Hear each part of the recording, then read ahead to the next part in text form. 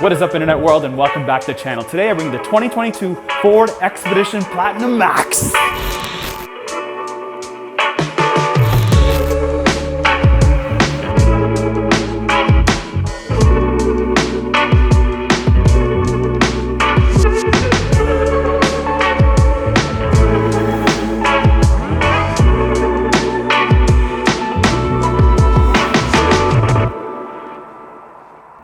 So this is the fully refreshed, all massive Ford Expedition. This is the largest Ford you can buy. And it's not just the regular Expedition. This is the Max, the big boy, the granddaddy. And its competitors, you ask? Well, the Grand Wagoneer that we reviewed and the Yukon Denali that we also reviewed.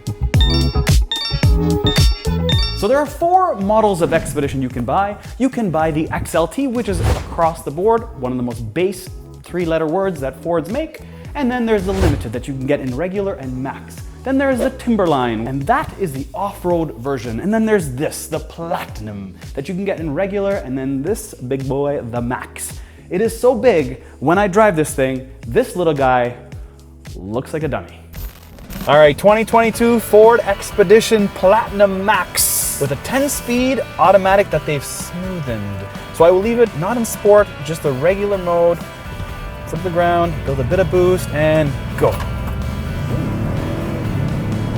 This thing makes 440 horsepower and 510 pound-feet of torque. And it's supposed to go to 100 in about 6 seconds, maybe even the 5s, I hear. Hard to tell because it's really smooth. They've done a really good job making it smooth. Too smooth, I think. Too smooth. It still gives me this I can turn the steering wheel and go straight vibes. She-bag. So in terms of smoothness, my son back there says that it's not that smooth right in the back. But I will say this thing is massive.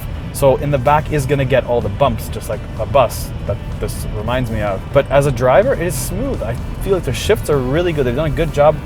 Finally, they fixed this transmission. But they found a way to tweak it to make it work for them because they've dumped all this money in it. And they believe 10-speed is the best. Because in my F-150, I can barely drive that thing because the transmission's always clunking, always in the wrong gear, and it's always doing this shake, but it doesn't do it in this. So on the front, because this is refreshed, they've changed the whole front grille to make it more 2022. So let's start off with these lights. They are C design and they have LEDs all the way through. And then they have this plastic chrome looking anodized piece that goes all the way across that makes it look wide and big. Well, because it's an Expedition.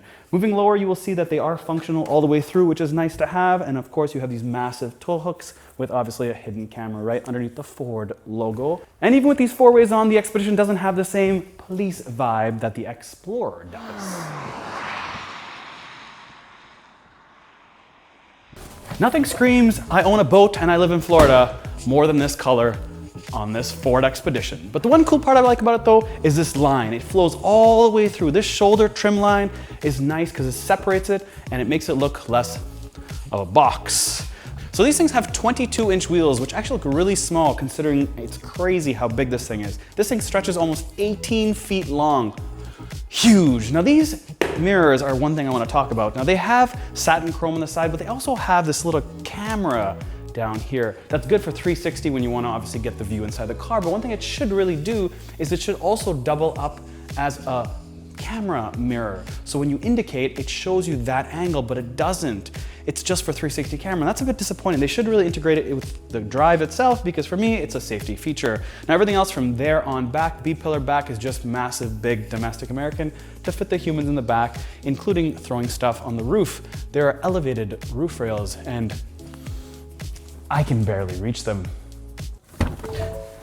Now, as we get these new vehicles, I always wonder, I'm like, seems like a bit of cost cutting going on, especially when certain domestic products kind of pull things away and just streamline the business, as they call it. But then I gotta think about the price. This thing is so large, and the price isn't actually that crazy. They start at 70,000 Canadian, and this thing, full jam, is just shy of 100. That's $98,000, which sounds like a lot of money, but in today's day and age, there's not really that much out there that's cheaper than that, which is So on the back, they continue the vibe of the C design on the taillights to match the front. Now, the one thing I will tell you is on the back, there's not much change from the old model to this, but this wiper should really be tucked underneath here because it just holds a lot of dirt, a lot of dust. And in Canada, when you get all the snow, this thing really weighs down and this thing eventually breaks. If you own one or any other product that has the wiper here, you will notice that it just doesn't last. Also, there's no exhaust.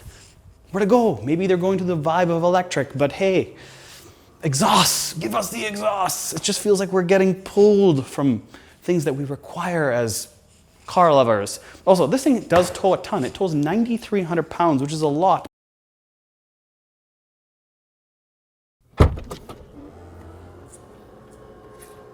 There's so much room in here. Because this is the Max, you get an extra foot of space compared to the regular Expedition. You also have buttons back here that can fold these third row down pretty easily. You also have little clips that you can hold things down. And under my big booty, you have some storage. So let's go on and check out what you get underneath. Oh my God, let's go. Okay, there we go. Not a lot of storage, but there's a compartment.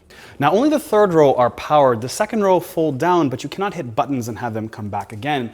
It is because they're captains, so let's go inside and check it out. All right, people that want to know third rows, this is a really, really comfortable third row. The quality of the leather is really nice. It has fairly long lower bottoms, and the back you can recline by simply hitting a button.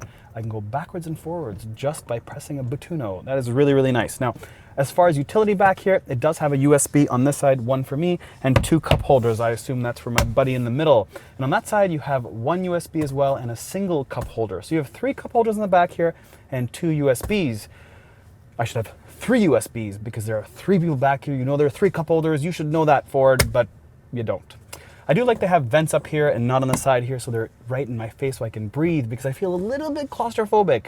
And I talk about claustrophobia because look at my roof. The sunroof stops right here. It's panoramic, cool, but what about me all the way back here? I would like to have a small sunroof here and then move these vents a little to the left.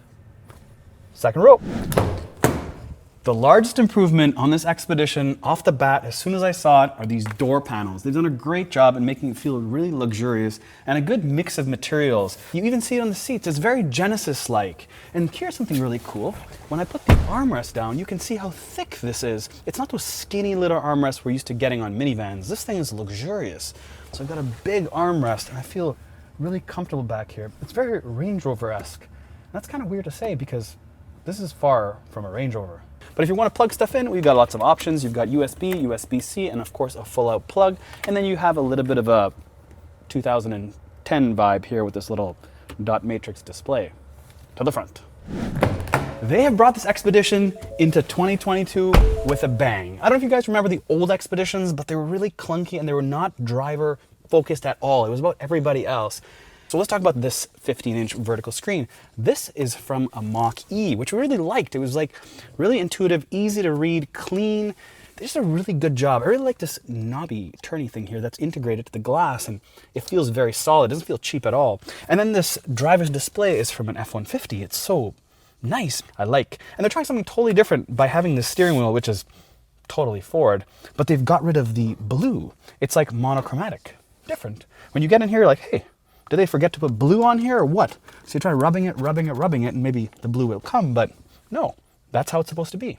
And then there's the materials. Like, look at these materials. It's cool and it's good quality. The stitching is nice. And the center console is not shiny piano black. It's actually like a wood grain of sorts. Just a good job, clean console. And then underneath here you have a ton of room, pretty Ford stuff. All that stuff is kind of consistent with what you'd expect. It's those pieces to me that really pop. They do have Blue Cruise, similar to a Super Cruise, which has different sensors here that looks at my eyes, just making sure I look straight, and that way it controls the steering and the speed. When you want to shift lanes though, you have to actually do it manually. There is an update coming, but hey, we're getting there. This is an Expedition. When I think Expedition, I think old, big, bulky school bus. And even the seats have the Genesis vibe to match the back on the side bolsters here. And it says Platinum right here in case you forget. But hey, look at the center console. They have these 2 little strips of tan to make you feel like they thought about you, one on either side. They do have wireless charging, except it's kind of weird. When you try to put your phone in, you have to put it in and then lift it up and over. This little tray seems to get in the way. You do have USB-C and USB, and because you have the latest sync system for A, B, C, whatever it is, you have Apple CarPlay and Android Auto, and they are both wireless. That is cool. And that's about it. So against the Denali, I just feel like the Denali has an edge on this. I'll tell you why. I feel like GMs have always just been rougher and been harder, and I don't really like that for GMs, especially the Yukons and Silverados and all that kind of Chevy GM product. And I find that the Fords have always been just softer. And with that, it makes sense when it's a larger car or truck, because when it tightens up and it's harder, I feel like it just feels more stable. Whereas the Ford, it just feels like lumpy. It still feels like an older Expedition where I'm like just not in control. And here's an example. Driving on the highway, doing 120 kilometers an hour or whatever, 70 miles an hour, and a truck tire falls off. If I'm avoiding that truck tire, I would feel way more comfortable in a Yukon than I would in this. This just doesn't feel like the steering is that I can just zip out of it and basically miss this truck tire. I don't feel like I could. I feel like in that I could, but in this I can't. This is just really good to go straight and jam it with a whole bunch of people. And as a driver, I feel like all the creature comforts are here for me. It feels really quality. But yeah, I do dig the screen though, better than the GMs. That I will say. And then there's a driving mode. There's a ton of driving modes, and the driving modes do change. Even in sport, it goes to 4 high. It doesn't even stay in 2-wheel drive. It converts automatically to 4 high. So when I put it in sport, I'm like, whoa, this is just too much. I just want it to be more performance oriented. I don't want it to change to 4 high. But it does it. And I simply just turn this little knob here and I get all my different driving modes. So I've got normal, I've got eco, sport, tow haul, mud ruts, sand, slippery, normal. So pretty much exactly the same as every other loaded Ford you buy truck-wise. But the reason things like this win is because if you don't not want to buy a minivan, then at this price point, not this price point, but at starting price point, it's actually a pretty decent deal for something so big, especially when you've got all this fancy stuff or access to fancy stuff. Hard to really fall in love with these big boaty trucks unless you're in the city cruising with big 24-inch wheels. Then I can feel the vibe with music jamming and people in the truck, then for sure. But solo guy just rolling around town, it's a lot of truck. Domestics, man. Big domestic trucks in a league of their own. Thanks for watching.